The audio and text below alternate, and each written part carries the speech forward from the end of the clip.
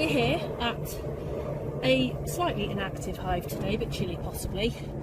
It's been under attack from wasps, so I have had the dreaded sponge in there, but now we are going to protect them from wasps using our Hive 5 multi-guard.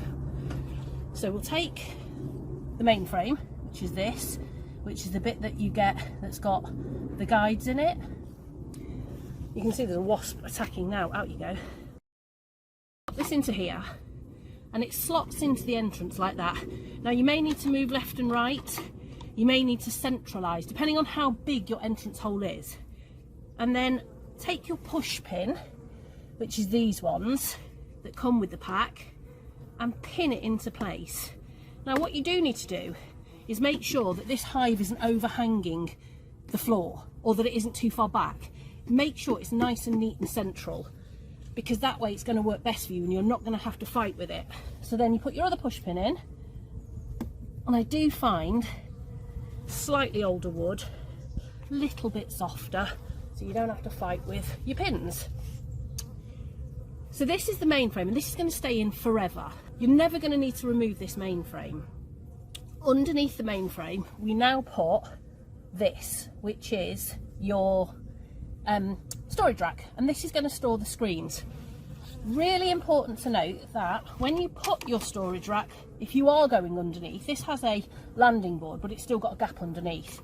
If you don't have a landing board, you have to put the storage rack directly underneath the mainframe and push it right up to it.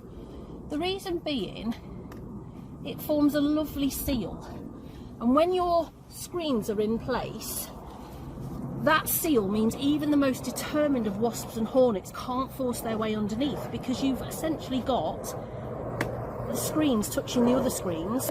You're going to take your screens. Now, because these are getting a bit of a killing from wasps, I'm going to use my wasp protector in this one. And what you do is you take the screens that you aren't using and you place them on the hooks here. Very simple.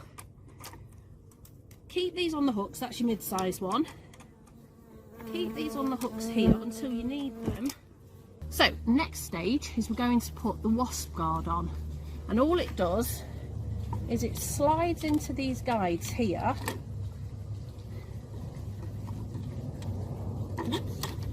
like that.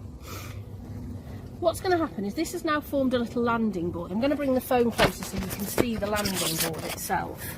So now we've got a landing board, but what we also have is a very, very small defensible hole for them there.